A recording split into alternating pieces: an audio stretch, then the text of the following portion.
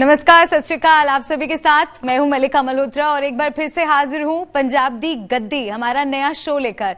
कल इस शो की हमने शुरुआत की और इस शो को शुरू करने के पीछे मकसद ये है कि पंजाब में चुनाव आने वाले हैं, तो पंजाब के बारे में अगर आप नहीं जानते कि पंजाब की राजनीति कैसी है, पंजाब के अहम मुद्दे क्या हैं, पंजाब में राजनीति किस तरह से हो रही है, कौन सी पार्टी किस मुद्दे पर लड़ रही है, इन सभी बातों के बारे में चर्चा होगी। लेकिन आज कौन सी वो मुख्य खबरें हैं उनके बारे में भी मैं आपको बता देती हूं।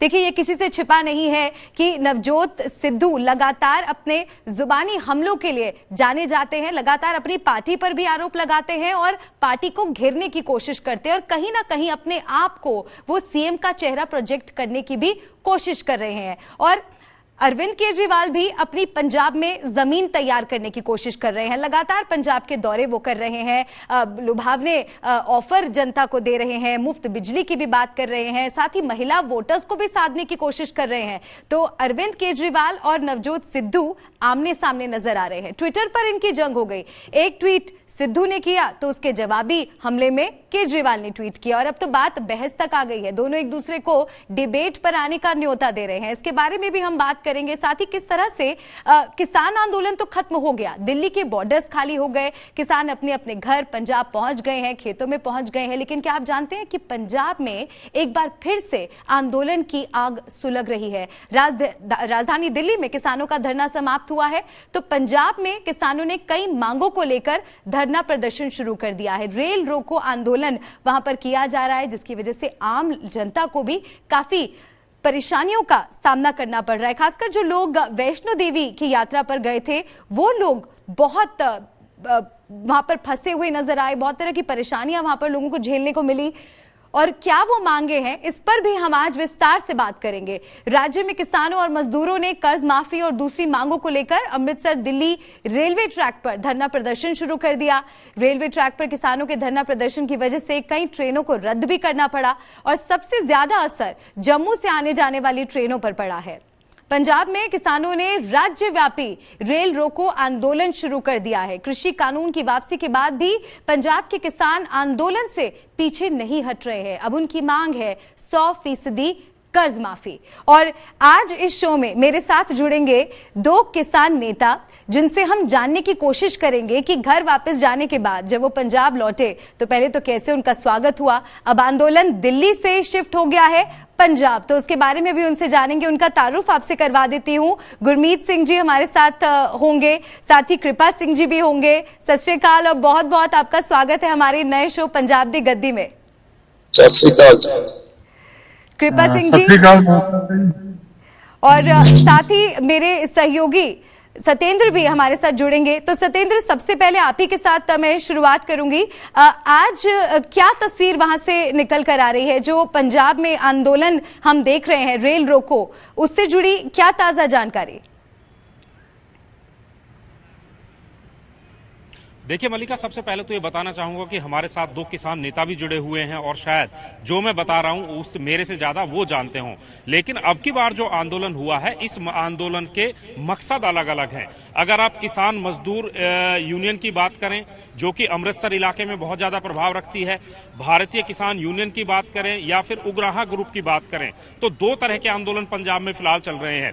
एक रेल रोको आंदोलन है जो कि 7 दिन के लिए शुरू किया गया है और उनकी मांग किसान कर्जे माफी की है और अन्य कई मुद्दे हैं। तो दूसरा जो संगरूर और जो दूसरे बेल्ट में मानसा में जो धरने चल रहे हैं किसानों के, जहां पर डीसी ऑफिस यानी कि डिप्टी कलेक्टर के जो ऑफिस होते हैं उनको घेराव किया जा रहा है, वहां पर मुद्दा अलग है। वहां पर मुद्दा दरअसल वो है कि सरकार ने जो टोल टैक्स बढ़ाए हैं, किसान आंदोलन से पहले जो टोल टैक्स की दरें थी और किसान आंदोलन खत्म होने के बाद जो टोल टैक्स की दरों में वृद्धि की गई है, उसको लेकर आंदोलन हो रहा है। तो दूसरी तरफ जो रेल रोको आंदोलन आंदोलन है उसमें कर्ज माफी की बात की जा रही है। और यहाँ पर यह भी बता दूं मल्लिका कि किसान संगठनों की अलग अलग जो है दिल्ली में जो धरना प्रदर्शन था तो उसमें 32 संगठन थे और ये 32 के 32 संगठन वापस अपने घरों को जा चुके हैं। पंजाब में भी कई संगठन हैं, कई यूनियन हैं और कई यूनियनों की अलग अलग मांगे हैं, अलग अलग तरह के धरने प्रदर्शन है। तो इस धरने प्रदर्शन की अगर आप बात करें तो इसमें जो किसानों की एकता थी, जो यूनिटी थी, वो नजर नहीं आ रही है। दूसरा, मुद्दे अलग अलग हैं। तो अब की बार ये आंदोलन कैसे आगे चलेगा, फिलहाल ये है कि ट्रेन जो रद्द हुई है उसकी वजह से बहुत सारे लोगों को परेशानी का सामना करना पड़ा है। खासकर मौसम एक तरफ है, फॉग की वजह से पहले ही ट्रेनें डाइवर्ट हो रही थी, डिले हो रही थी, लेकिन अब किसानों ने पूरा चक्का जाम कर दिया है तो इससे यात्री कहीं ना कहीं परेशान हो रहे हैं। और जो एक सामान्य यात्री है उसके समझ में ये नहीं आ रहा कि किसान आंदोलन खत्म हो चुका है, नया शुरू हुआ है या फिर ये वही आंदोलन है। तो अब किसानों के साथ कहीं ना कहीं अभी मेरे साथ, हमारे साथ जो किसान नेता भी जुड़े हुए हैं, शायद उनको भी ये बात समझनी होगी कि आम जनमानस कहीं ना कहीं अब इन आंदोलन की वजह से परेशान होता हुआ नजर आ रहा है। मल्लिका। बिल्कुल सत्येंद्र, बहुत अहम बातें आपने यहाँ पर बताई, क्योंकि जैसा कि मैंने आपको पहले भी बताया कि आम जनता को काफी तकलीफों से दो चार होना पड़ रहा है। गुरमीत जी का एक बार फिर से मैं आप सभी से तारुफ करवा देती हूँ।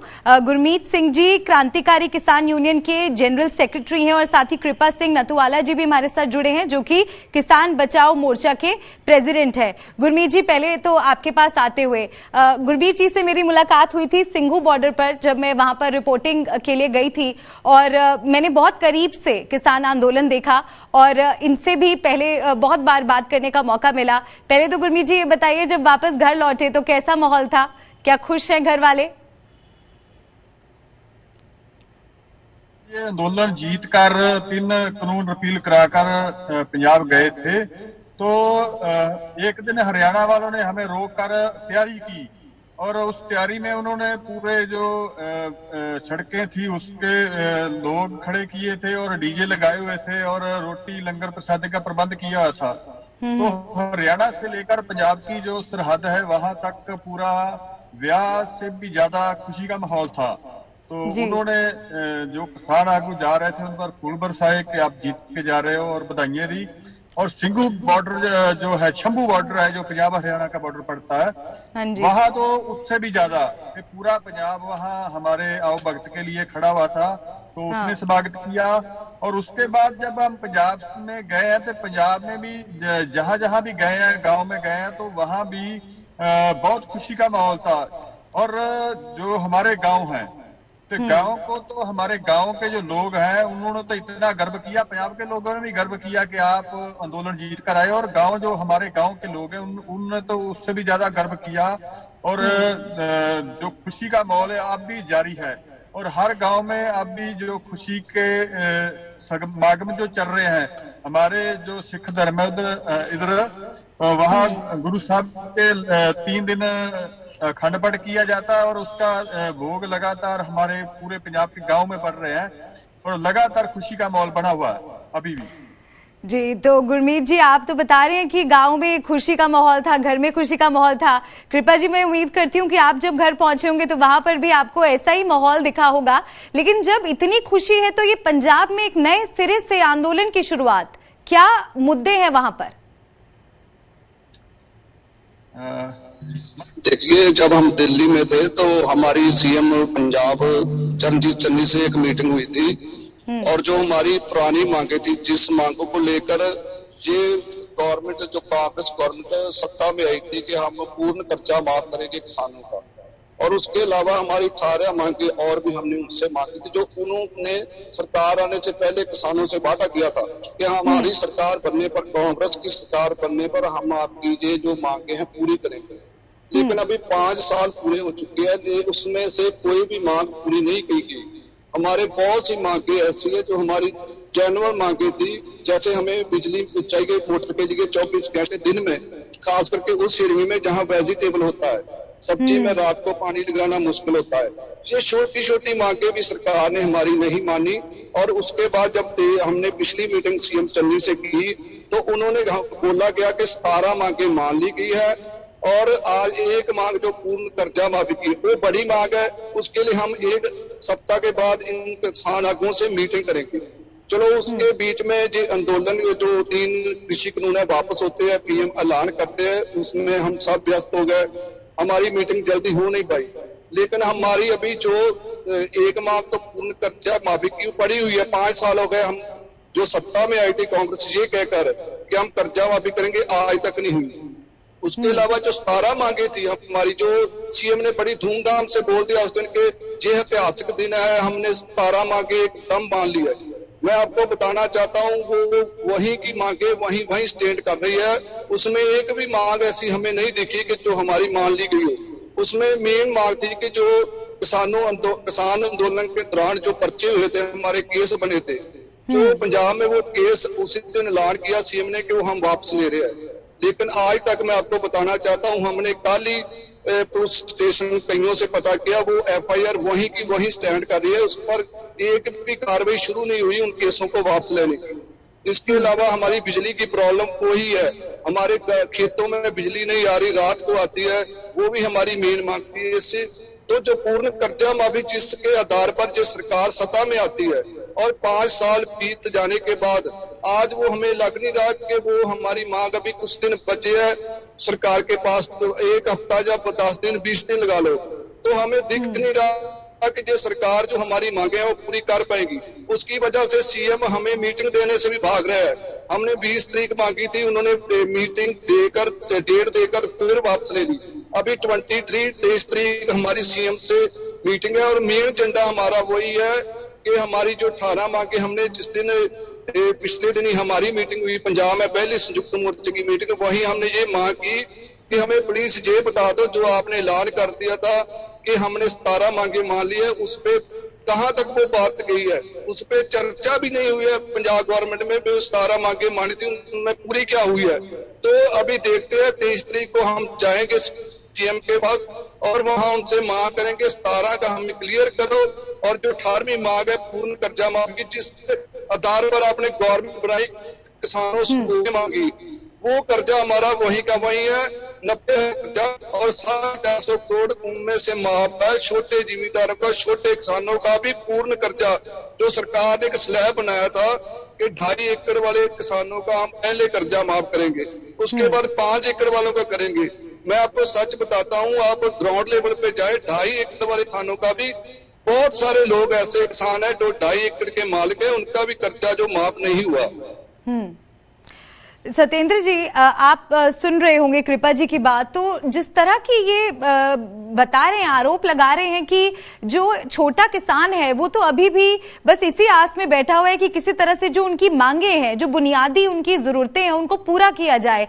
आप भी जब ग्राउंड पर जाते हैं रिपोर्टिंग करने के लिए, जब आपकी मुलाकात होती है किसानों से, तो क्या इस तरह की कोई बात आपने देखी हो या सुनी हो, आपसे किसी ने साझा किया हो? देखिए मलिका, सवाल यहाँ पर यह है कि पंजाब सरकार ने किसानों के साथ एक वादा किया था और उस वादे के मुताबिक तय ये हुआ था कि पंजाब में अगर कांग्रेस की सरकार बनती है तो इनके सारे कर्जे माफ किए जाएंगे।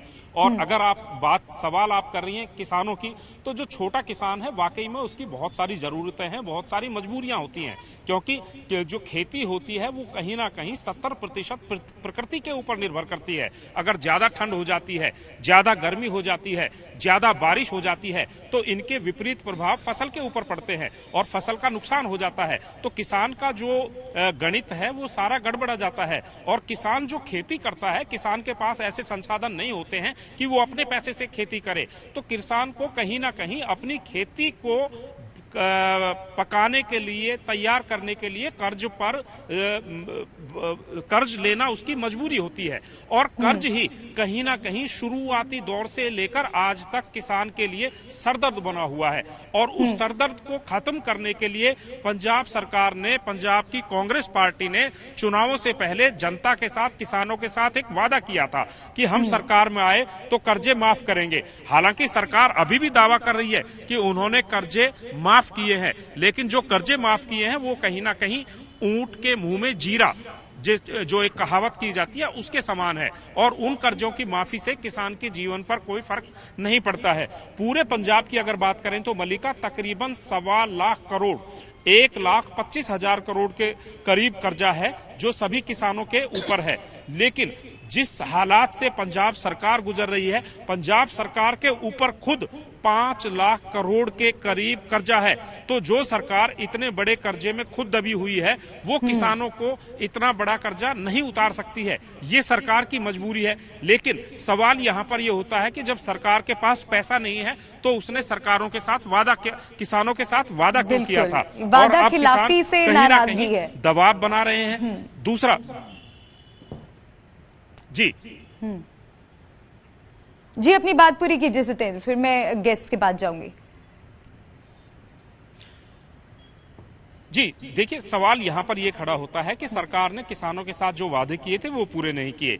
और जैसा मैंने पहले सवाल जब आपने किया था उसके जवाब में मैंने आपको बताया था कि किसानों का ये जो आंदोलन, अब नया आंदोलन किसान का पंजाब में शुरू हुआ है, इस पे सारे किसान एकमत नहीं है। किसानों की मांगे अलग अलग है। जो रेलवे ट्रैक जाम किए जा रहे हैं वहां किसान मांग कर रहे हैं कर्ज माफी की, और जो अभी आपने जो किसान नेता हैं वो भी बता रहे थे वो भी कर्ज माफी की ही बात कर रहे थे। लेकिन आप मानसा में, संगरूर में, अलग अलग जगह पर जाएंगे तो वहां पर किसानों ने जो डिप्टी कमिश्नर के ऑफिस होते हैं उनको भी घेराव किया हुआ है, वहां पर भी किसान बैठे हुए हैं। लेकिन उन किसानों की मांग है कि जो टोल टैक्स बढ़ाए गए थे उनको कम किया जाए।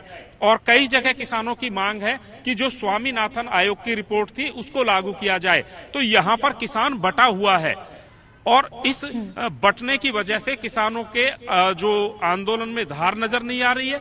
दूसरा, अब सवाल ये खड़ा होता है कि ये आंदोलन कब तक चलेगा। तीसरी बात मल्लिका यहाँ पर है, किसानों की नाराजगी सरकार के साथ है, सरकार से वार्तालाप हो रही है, सरकार के साथ मीटिंग्स का दौर है। लेकिन इस नाराजगी और किसानों की समस्या का अंत जनमानस कहीं ना कहीं परेशानी के रूप में देख रहा है। अब देखिए, पूरे जम्मू कश्मीर को पंजाब के रास्ते रेल माध्यम से जोड़ा जाता है, उसमें धार्मिक स्थल वैष्णो देवी भी आता है और जम्मू कश्मीर भी आता है पूरा। तो वो ट्रेन की सप्लाई जो है पूरा रुका हुआ है। और अब जो है जम्मू कश्मीर में इन दोनों बर्फबारी का सीजन शुरू हो चुका है, और ऐसे में जो सप्लाई है, बहुत सारी चीजें हैं जो एसेंशियल सर्विसेज हैं जो कि मैदानी इलाकों से पहाड़ों पर जाती हैं। इसमें खाने पीने का भी सामान है, दूसरा सेना का भी बहुत बड़ा रसद का सामान है जो ट्रेन के माध्यम से ऊपर तक जाया जाता है। अब अगर ट्रेनें बंद रहेंगी तो उसमें काफी बड़ा नुकसान सबका हो जाता है, और एक आम जनमानस है जो अपने जरूरी काम से जी।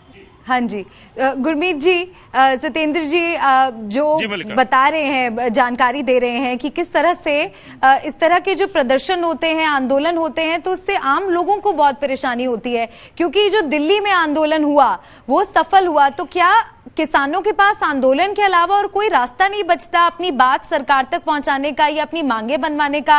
और ਤੁਹਾਡਾ क्रांतिकारी किसान यूनियन ये भी शामिल है क्या, या आपके यूनियन के भी किसान शामिल है इस आंदोलन में? देखिए मैडम, ये आंदोलन जो कृपा जी ने बात की है कि अभी जो इधर से 2 जथेबंदियां गई हैं, एक जथेबंदी है किसान संघर्ष कमेटी, उसने रेलें जाम की हुई है, और दूसरी जथेबंदी है भारतीय किसान एकता उग्राहा, जोगिंदर सिंह उग्राहा, उनकी जथेबंदी है, उन्होंने जाम किया हुआ है। मांगे जो शीश पांडे जी बोल रहे हैं कि मांगे अलग अलग है, अलग अलग मांगे नहीं है, लगभग मांगे जो है सेम है। और जो संगठन है उन्होंने ये कर लिया कि एक संगठन ने रेल जाम कर ली तो दूसरा जो संगठन है वो डीसी के ऑफिस में बैठ गया आगे। और इसका वजह कारण इसके जो किसान जथेबंदियां, जहां हम किसान हैं, हम नहीं दोषी इसके दोषी है जो कांग्रेस पार्टी वाले हैं पंजाब के आंदोलन के। क्योंकि उन्होंने जब पिछली बार 2017 में चुनाव थी तब ये वादे किए थे कि हम आपके सभी कर्जा जो उस पर माफ करेंगे, वो बैंक का कर्जा हो, सरकारी कर्जा हो, प्राइवेट कर्जा, आड़तियों का कर्जा, जितनी तरह का भी है, और उस पर लीक फेरेंगे। एक तो ये मांग, बड़ी मांग है पंजाब के किसानों की, क्योंकि पंजाब के किसान है जो देश के लिए पूरा अनाज पैदा करते हैं, और केंद्रीय पूल में सबसे ज्यादा जो 70% हिस्सा देते हैं कि पूरे भारत के किसानों के लिए, मजदूरों के लिए, शहरों वालों के लिए, सभी को जो हम है कि अनाज देते हैं। कहीं भी जाकर पूछ लो कि हमारे जो जितना हमें पंजाब में पैदा करते हैं सभी का सभी अपने लिए रखकर जो दूसरा आपके शहरों में दिल्ली वाले दूध सभी शहरों में भेजते हैं। कहीं भी जो हमारा जो प्रोडक्ट है किसानों का प्रोडक्ट है उसकी कहीं भी कमी नहीं है पूरे देश में। तो जब इनको कंट्रोल करते हैं कंपनियों वाले कंट्रोल करते हैं तब इसकी शॉर्टेज आती है, तब इसके रेट बढ़ते हैं।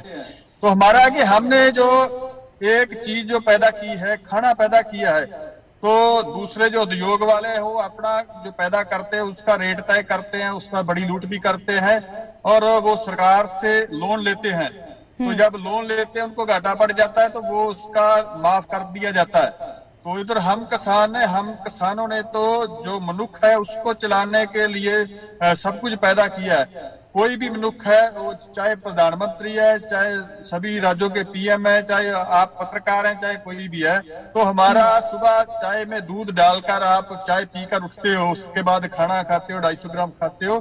तो हमने जो सबसे उत्तम चीज पैदा की है तो उसके बावजूद इतना पैदा करने के बावजूद हम में जो किसान हैं उनको जो हमारी लोड़े हैं हमारे बच्चे हैं उनको पढ़ाई के लिए चाहिए, जहाँ हमारी और जरूरतें हैं जितनी भी जरूरतें हैं उनके लिए तो पैसा चाहिए और जो हमारे को रेट मिलता है वो सही नहीं मिलता, उसकी वजह से हमें लोन लेना पड़ता है।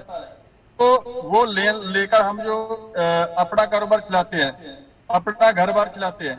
तो इसलिए जो बड़ी मांग है कि हमने किसान इतना फूड पैदा करके भी वो कर्जाई है। तो हमने जो वादा किया कांग्रेस सरकार ने तो सभी लोगों ने वोट डाल दी उनको कांग्रेस सरकार को। तो अब 5 साल बीत चुके हैं, लास्ट दिन रह गए हैं, तो अभी तक जो किसान है वो किसी का भी लोन माफ नहीं हुआ। ये बोल रहे थे आपके रिपोर्टर ही के 1.25 लाख करोड़ का कर्ज है, तो 4500 करोड़ का कहीं कहीं किसी किसान को माफ हुआ है। तो ये वादा पंजाब सरकार ने किया, तो पंजाब सरकार जो थी सीएम थे उनका फर्ज बनता था कि जब आए तभी इसको माफ कर देते। तो एक ये कारण बोल रहे हैं कि पंजाब सरकार तो कर्जाई है, तो ये तो पंजाब सरकार ने देखना है कि उन्हें वादा किया है, वोटें ली है, सरकार बनाई है, तो उनने वादा उसी तरह का करे जिस तरह का जो पूरा कर सके। तो हम ये बोलते हैं कि ये तो फिर ये पूरा नहीं करते, कर्ज का किसानों का कर्ज नहीं माफ करते, तो ये तो किसानों के साथ धोखा है। और दूसरी बात ये है कि बहुत जो उद्योग वाले हैं लोग हैं उनका बहुत सारे लोगों का कर्ज जो माफ कर दिया जाता है। कहीं जो कोई उद्योग लगाता है उस उद्योग पे उसको कर्ज दिया जाता है, जो उसको घाटा पड़ जाता है तो उसका वो माफ कर दिया जाता है। तो किसानों को जो एक और बात, हमारी 3 साल पहले 2017 में 5 साल पहले 2017 में हमने दिल्ली में जंतर मंतर पर धरना दिया था 3 किसान जथेबंदियों ने। तो तब हमारी जो नाबार्ड बैंक के अधिकारी हैं और जो केंद्र के अधिकारी हैं कर्ज वाले, वहां मीटिंग हुई थी उनके साथ। तो उनके साथ हम जब ने मीटिंग की तो वो हमारे पूछे कि आप क्यों मांग करते हो। हमने आपको यही बोला, जो हमने आपसे बात बोली वो यहाँ बोली। तो उन्होंने हमको बोला कि हमको जो नाबार्ड वाले हैं ये बैंकों को देते हैं 4% पर लोन, तो बैंकों वाले आपको आगे 12, 13, 15, 20% लगा कर देते हैं। तो ये देखिए भी कितना ज्यादा लगाते हैं। और अगली बात जो हम करना जा रहे हैं कि हमारा जो फसलें हैं जो हम पैदा करते हैं उनका जो रेट तय किया जाता है, उसका जो फार्मूला उस पर रेट नहीं तय किया जाता। हम जो C2 फार्मूला के साथ बोलते हैं कि हमारा उसके रेट तय कीजिए। और जो स्वामीनाथन है उन्होंने रिपोर्ट दी है पिछले 7 साल हो गए 8 साल के जो किसानों का रेट है वो C2 फार्मूले के अनुसार तय किया जाना चाहिए। तो वो फार्मूला क्या, ये सुन लीजिए आप कि उसके जो जितना 1700-1800 गेहूं का भाव है इतना ही शायद जोने का है। तो वो बोलते हैं कि ये तो इनका लागत खर्चा है, इतनी तो इनकी लागत आती है। जो तेल लगाते हैं, बीज लगाते हैं, उसको वाई करते हैं, बोई करते हैं, उन पर खाद डालते हैं, जितनी तरह का भी खर्चा करते हैं, तो वो तो इतना तो इनका खर्चा है। और C2 फार्मूले के अनुसार ये है कि 50% और इनको मिलना चाहिए। तो 50% और जो मिलता है तो हमारा जो गेहूं का और कणक का भाव है वो 2600-2700 बनता है। तो वो नहीं मिल रहा। तो वो हमने जब सब करके ये बताया कि इतना पैसा नहीं गुरमीत जी, बात आपकी मैं और एक बिल्कुल बात और रहेगी, हाँ जी, एक बात और रहेगी, हाँ जी, एक रिपोर्ट और है कि 45 लाख करोड़, हाँ 45 लाख करोड़ रुपया है जो वो हमारे जो फसलों का भाव बनता है वो केंद्र सरकार ने और पंजाब सरकार ने मिलकर नहीं दिया। और किसानों का कर्जा तो पंजाब का 1.25 लाख करोड़ है और पूरे देश का सिर्फ 12 लाख करोड़ है। 36 लाख करोड़ रुपया फिर भी ये इसको कर्ज को लोन को माफ कर भी हमारा 36 लाख करोड़ रुपया सरकारों की ओर बचता है किसानों का। बिल्कुल गुरमीत जी, क्योंकि देखिए सरकारें तो लगातार यही कहती हैं कि हम किसानों के उत्थान के लिए काम कर रहे हैं, हम चाहते हैं कि उनकी जो आय है वो दोगुनी हो जाए, लेकिन अगर जमीनी स्तर पर किसानों को मुनाफा नहीं हो पा रहा है, अगर लाभ नहीं मिल रहा है सरकार की नीतियों से, तो ये वाकई चिंता की बात है। कृपा जी आपके पास भी आते हुए, क्योंकि हम ये समझने की कोशिश कर रहे हैं कि किसानों के आखिरकार वो बुनियादी मुद्दे क्या हैं जिन पर कोई ठोस सोल्यूशन नहीं निकल पा रहा है और बार बार आंदोलन का रुख अख्तियार करना पड़ता है। इस आंदोलन से कृपा जी ये भी मैं जानना चाहूंगी, क्या संयुक्त किसान मोर्चा भी आगे चलकर जुड़ेगा? क्या आपको लगता है ये राज्यव्यापी अभी है और आगे ये बड़ा भी हो सकता है अगर मांगों पर जल्द सुनवाई नहीं हुई? देखिए, पहली बात तो मैं आपके साथी हमारे बोल रहे थे कि 1.25 लाख करोड़ हमारे किसानों के ऊपर कर्जा है। पहली बात, जब सरकार पंजाब गवर्नमेंट आती है, इस पंजाब में सरकार बनती है, तब 90,000 करोड़ था। तो देखिए कर्जा कम होने की बजाय 5 साल में देखिए 35 ये 1.25 लाख करोड़ हो गया। तो यानी कि कर्जा कम नहीं हुआ, मुसीबतें कम नहीं बढ़ती चली गई है। तो किसानों की जो स्थिति है वो ग्राउंड लेवल पे बहुत नाजुक हो चुकी है। जो छोटे किसान है वो सुसाइड कर रहे हैं इसी वजह से। और दूसरी एक बड़ी बात इस सरकार ने धोखा किया किसानों के साथ कि जब गवर्नमेंट कांग्रेस गवर्नमेंट आती है वो बोलती है कि अब कर्जा नहीं देना है और आपकी जमीनों की जो रिकवरी करती है बैंक, जिसे हम कुटकी कहते हैं पंजाब में, वो हम बंद कर रहे हैं। लेकिन उसके बावजूद भी अभी भी जो बैंक वाले हैं छोटे किसानों को परेशान करते हैं, जबकि गवर्नमेंट ने ये ऐलान किया है कि किसी किसान को परेशान नहीं किया जाएगा, छोटे किसान को। ये हमारे किसानों की मांगे हैं। और दूसरी जो बात आंदोलन की है, रेत रोको आंदोलन है, ये हमारी मजबूरी है। हम इसके लिए हमारी मजबूरी, लेकिन फिर भी हम देशवासियों से अगर कोई प्रॉब्लम आ रही है तो हम उनसे क्षमा मांगते हैं। लेकिन ये हम करें क्या? ये सरकार ने ही हमें, क्योंकि किसान ने तो पहले मांग ही नहीं थी किसानों की कि हमारा कर्जा माफ कर दिया जाए, लेकिन सरकार ने खुद बोला कि आपको अभी बैंक की लोन देने का जरूरत नहीं है छोटे किसानों को। तो किसानों ने सरकार के पीछे, कांग्रेस की सरकार के पीछे लगकर ये कर्जा देना बंद कर दिया था कि किसानों ने, क्योंकि सरकार ने बोल दिया कि हम माफ कर देंगे।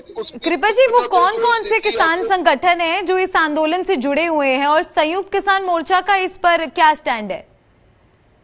देखिए, ये सभी मांगों की में चाहे कोई भी संस्था उसको जथेबंदी शुरू कर रही है।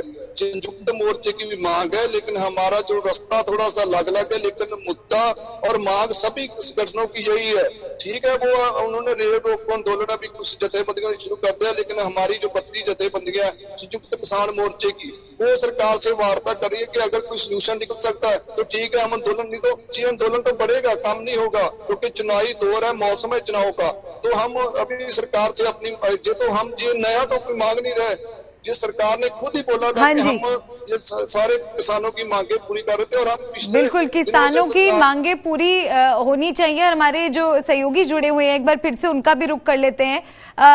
जिस तरह से हमने सतेंद्र देखा कि किसान आंदोलन से कई किसान नेता भी उभर कर आए। चढ़ूनी ने भी अब ऐलान कर दिया है कि एक राजनीतिक पार्टी बनाई जाएगी और सभी सीटों पर उम्मीदवार वो उतारेंगे, और उन्होंने अफीम की खेती पर भी बयान दिया। क्या आपको लगता है कि एक नई पार्टी जिसका चेहरा एक किसान नेता हो, उनकी दावेदारी कितनी मजबूत होगी इस बार के चुनाव में? देखिए, दावेदारी कोई भी कर सकता है, उस पर लोकतंत्र में किसी के ऊपर रोक नहीं है, लेकिन सवाल ये खड़ा होता है कि आपकी पैठ कितनी है। क्योंकि संयुक्त संघर्ष पार्टी नाम रख लिया है इस नए पॉलिटिकल फॉर्म का, जिसके मुखिया गुरनाम सिंह चढ़ूनी हैं।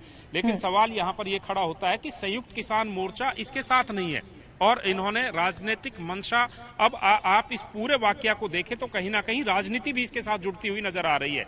वैसे तो अमूमन ये होता है कि जब भी कोई बड़ा आंदोलन होता है तो उस आंदोलन से किसी ना किसी राजनीतिक पार्टी का जन्म होता है। आप पीछे इतिहास में जाकर देख लीजिए, और यहां पर यह लग रहा था कि जो राजनीतिक पार्टी होगी वो बड़ी होगी, लेकिन गुरनाम सिंह चढ़ूनी का आप इतिहास देखें तो वो पूर्व में भी चुनाव लड़ चुके हैं, राकेश टिकैत चुनाव लड़ चुके हैं, लेकिन इन बड़े नेताओं ने जो संयुक्त किसान मोर्चा के थे अभी तक चुनावों से और राजनीति से दूरी बनाकर रखी हुई थी, और गुरनाम सिंह चढ़ूनी आगे आकर अपना राजनीतिक दल बना चुके हैं और ऐलान कर चुके हैं 117 सीटों पर चुनाव लड़ेंगे। लेकिन देखने वाली बात यह होगी कि अभी तक आप किसान नेता थे, अब आप राजनेता बन रहे हैं, तो किसानों का साथ भी क्या आपको राजनीति के लिए मिल पाएगा? क्योंकि किसान जो आपके साथ लगे थे वो किसान अपनी मांगों के समर्थन के लिए, अपनी मजबूरी के चलते नेताओं के पीछे लगे थे, लेकिन अब जो तीनों कृषि कानून हैं वो रद्द हो चुके हैं, और अब जो नई मांगे हैं, ये नई मांगे तो नहीं है, पुरानी मांगे हैं किसानों की, इनके ऊपर नया आंदोलन जो शुरू हो रहा है। अब उस आंदोलन में क्या ये राजनीतिक पार्टी जो किसान आंदोलन से निकली है इसमें इनके आगे चलेगी, इनके साथ चलेगी, इनकी बातों को उठाएगी? और अगर आप सिर्फ एक वर्ग, एक तबके की बात करते हैं तो राजनीति में आप 36 बिरादरी और हर कम्युनिटी को साथ कैसे लेकर चलेंगे? तो पार्टी बनाना आसान है, पार्टी चलाना चुनौतियों से भरा है, मुश्किल है। फिलहाल हमारी तरफ से शुभकामनाएं हैं, लेकिन आने वाला वक्त बताएगा कि ये जो नई पार्टी बनी है इस पार्टी में कितना दम है और राजनीति में किस तरीके से आगे चलेगी। मल्लिका बिल्कुल, और उन्होंने ये तो कहा है कि खुद चुनाव नहीं लड़ेंगे लेकिन सारी सीटों पर उम्मीदवार जरूर उतारेंगे। गुरमीत जी, पंजाब सरकार से तो नाराजगी है, केंद्र सरकार से भी नाराजगी थी जो अब थोड़ी कम हो गई है। चढ़ूनी जी को, उनकी पार्टी को, संयुक्त संघर्ष पार्टी को वोट देंगे क्या? जो संगठन है ये 32 संगठन इसलिए 32 के, इनके सभी के थोड़े अलग अलग विचार हैं। किसी के चुनाव के जो जैसे चढ़ूनी ने पार्टी अनाउंस कर दी कि उन्होंने उम्मीदवार खड़े किएंगे। कई पंजाब के संगठन है वो किसान संगठन है जो वो किसी पार्टी का हमायत करते हैं, और कई ऐसे संगठन है जो कोई पॉलिटिकली पार्टी हैं जैसे सीपी है, सीपीआई है, सीपीएम है,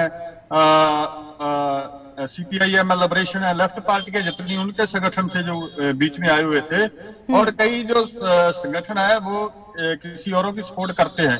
तो इसलिए ये सभी का अलग अलग है। और नहीं, आप अपना बताइए ना गुरमीत जी, आपको क्या लगता है, मतलब क्या उम्मीद है आपको कि जब एक किसान नेता सामने से आकर एक पार्टी बना रहे हैं और वो भी एक ऐसा चेहरा जो किसान आंदोलन में काफी मुखर रहे और हर कोई उनको जान गया और उनकी सोच को समझ गया कि वो आखिर किसानों के लिए क्या करना चाहते हैं, क्योंकि प्रतिनिधित्व उन्होंने किसानों का किया इस आंदोलन में, तो अगर अब वो पार्टी लेकर आ रहे हैं और किसानों की जो मांगे हैं वो एक सुलगता मुद्दा है पंजाब में इस वक्त, तो क्या आपको लगता है संयुक्त संघर्ष पार्टी चुनाव में अगर लड़ेगी तो क्या उनको सफलता हासिल होगी?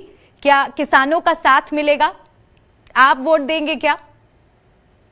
देखिए, पहला तो ये है कि संयुक्त मोर्चा की ओर से वो बड़े चेहरे थे, उसका लाभ उनको मिलेगा, और दूसरा संयुक्त किसानों की पार्टी लगती है, इसका भी थोड़ा लाभ उनको मिल सकता है। तीसरी बात जो है कि हमारा संगठन है जो उनका साफ है कि हम जो किसानों की मांगों पर इकट्ठे हुए हैं, किसानों की मांगों पर ही हम जो प्रोटेस्ट करेंगे, आंदोलन करेंगे।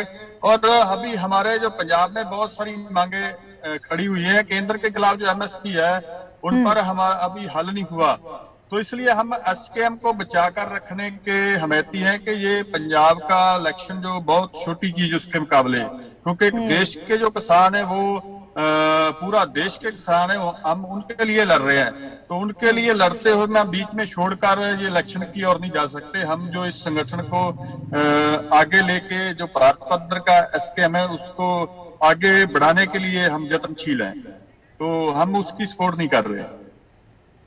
कृपा जी, आपकी राय में क्या आपको लगता है संयुक्त संघर्ष पार्टी जो चढ़ूनी जी लेकर आए हैं और हर सीट पर उम्मीदवार उतारने की वो बात कर रहे हैं, क्या आपको लगता है कि दावेदारी उनकी क्या मजबूत रहेगी? और ये जो आंदोलन हो रहा है पंजाब में, जो रेल रोको आंदोलन जिसकी हम बात कर रहे हैं, क्या इससे भी उनको जोड़ के देखा जा सकता है? क्या वो भी इसको सपोर्ट कर रहे हैं या इस पे साथ दे रहे हैं? देखिए, जो आंदोलन अभी चल रहा है वो पंजाब की मांगों पे है। जो मेन सबसे मांगे हमारी बड़ी है कर्जा माफी। आंदोलन से और चंदूनी साहब करनाम सिंह चंदूनी हमारे भाई है, उनका कोई लेना देना नहीं है इस आंदोलन से। ठीक है, उन्होंने राजनीतिक पार्टी पंजाब में उतार दी है, तो वो लोग देखेंगे क्या करना। लेकिन मैं आपको एक बात साफ बताना चाहता हूँ कि पंजाब की जो आजू है वो 2 साल बची है। जो हमारी पिछली पार्टी थे उन्होंने सब, चाहे कांग्रेस थी चाहे अकाली दल थी, उन्होंने खूब लूटा है पंजाब को। जो पिछले एक सर्वे हुआ था पिछले 2016 में, अकाली दल सरकार ने 90,000 करोड़ का रेता और बजरी का घोटाला किया है, वो रिपोर्टें पड़ी अभी। तो उतना ही हमारे ऊपर कर्जा है, उतना जो पार्टियों ने घपले किए हुए इस पंजाब में। अभी पंजाब की अभी जो बड़े बड़े हमारे सर्वे करने वाले हैं, बुद्धिजीवी है, वो बता रहे हैं कि अभी पंजाब का पानी सिर्फ 2 साल के लिए बचा है। 2003-5 ज्यादा से ज्यादा हम 5 साल यहाँ खेती कर सकते हैं।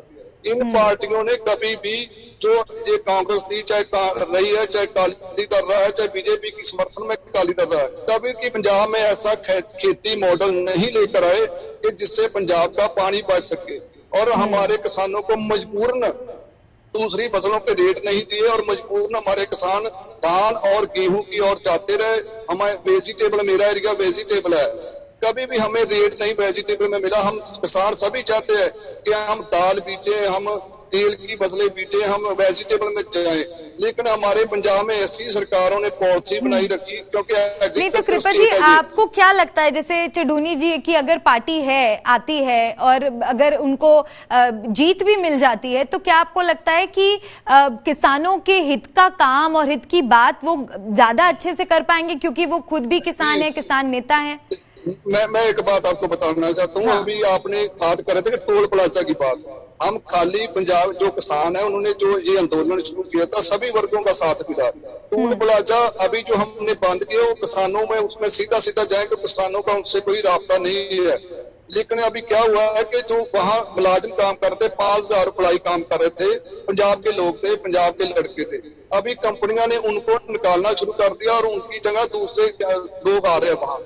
एक तो हमारी ये मांग है कि उनको, और 1 साल से उनकी जो सैलरी बंद कर रखी है, हम वही चाहते हैं कि जो किसान, ये नहीं है कि जो पार्टी बनेगी किसान की है, जो किसानों के लिए पूरे पंजाब का फायदा चाहते हैं। जब पूरा पंजाब है जो एग्रीकल्चर से जुड़ा, जब एग्रीकल्चर अप करेगा।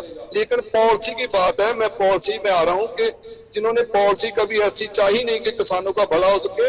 जैसी कांग्रेस आती है सरकार में आज से 5 साल पहले, तो 90,000 करोड़ कर्जा था, लेकिन उसके बाद घटने के बाद ऊपर जाके 1.25 लाख करोड़ हो गया। तो ये पॉलिसियों में बहुत बड़ा, अगर कोई किसान आता है तो वेलकम है हमें। क्योंकि मैं आपको बताना चाहता हूँ, अभी ग्राउंड लेवल पे ये रिपोर्ट के बहुत बड़ा प्रेशर है किसान, जो ये बत्तियों का संगठन है या दूसरे संगठन है, कि आप क्यों नहीं आगे आना चाहते। लेकिन हमारे सभी संगठन है इस पे अभी चुप बैठे हुए हैं कि देखते हैं आगे क्या करना है।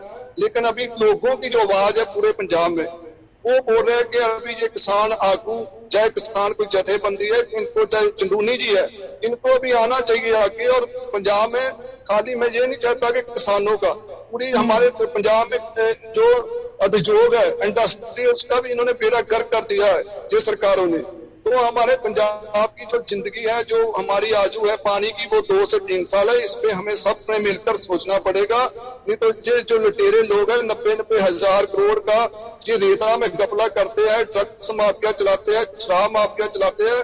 इन्होंने पंजाब में जो कर्जा एक दिन का, इनका अगर सही पॉलिसी हो, ईमानदारी से काम करे, तो हमें ये कर्जे का कुछ भी नहीं है। पंजाब सरकार खुद अपने बलबूते पे उतार सकती है। लेकिन अभी ये खजाना खाली है, किसानों के लिए कुछ नहीं, खाली खजाना खाली है जी। इसी पर मैं सत्येंद्र जी से भी सवाल लेना चाहूंगी। जब हम इनकी बात सुन रहे हैं कृपा जी की, गुरमीत जी की, तो एक नाउमीदी सी झलक रही है और एक निराशा झलक रही है, मानो कि जो मौजूदा सरकार है उस पर बिल्कुल एतबार नहीं है। क्या आपको लग रहा है कि खजाना खाली की जो ये बात कर रहे हैं, कि क्या सरकार पूरी तरह से विफल हो चुकी है या असमर्थ है किसानों की मांगों को पूरा करने के लिए? देखिए मलिका, मैं इस सवाल का जवाब भी दूंगा, लेकिन मैं थोड़ा सा आपको एक पॉलिटिकल डेवलपमेंट में आपको बताता हूं। पंजाब में जो आज की सबसे बड़ी खबर है वो ये है कि कांग्रेस सरकार ने अकाली दल के नेता विक्रम मजीठिया के खिलाफ देर रात एक एफआईआर दर्ज की है एनडीपीएस एक्ट की धारा लगाकर, और उस पर विक्रम मजीठिया को गिरफ्तार करने के लिए अलग अलग टीमें रवाना हो चुकी हैं। तो दूसरी तरफ जो स्टेट ब्यूरो ऑफ इन्वेस्टिगेशन था, उसके जो हेड थे एक SK Asthana, additional director general of police Punjab, उनके खिलाफ भी पंजाब सरकार ने एफआईआर दर्ज की है। और उसी को लेकर एक बड़ी प्रेस कॉन्फ्रेंस यहां पर मैं अकाली दल के ऑफिस में मौजूद हूं, यहां पर फिलहाल होने वाली है। दूसरा, मैं आपका सवाल का जवाब भी दे देता हूं कि सरकार की मजबूरी है, लेकिन सवाल यहां पर मजबूरी का नहीं है। सवाल यहां पर यह है कि आप वोटों को हासिल करने के लिए जनता से बिना सोचे समझे झूठे वादे क्यों कर देते हैं। सवाल यहां पर यह है क्योंकि पंजाब की जो आर्थिक हालत है वो किसी से छिपी नहीं है। मैंने पहले भी आपको बताया था कि पंजाब सरकार के ऊपर 5 लाख करोड़ से ज्यादा का कर्ज है, और पंजाब में दर्जन भर से ज्यादा ऐसी स्कीम्स हैं जो सिर्फ पैसे की वजह से बंद पड़ी हुई हैं। पंजाब में ऐसे बहुत सारे सरकारी महकमे हैं जहां पर मुलाजिमों को नियमित रूप से तनख्वाह नहीं मिल रही है। पंजाब में बहुत सारी ऐसी जन कल्याण की योजनाएं हैं जो कि पैसे की कमी की वजह से अधूरी हैं। तो पंजाब सरकार के पास पैसे नहीं है, इसमें कोई दो राय नहीं है। और किसानों का जो कर्जा है वो भी मैंने बताया था आपको कि वो 1 लाख करोड़ से कहीं ज्यादा है।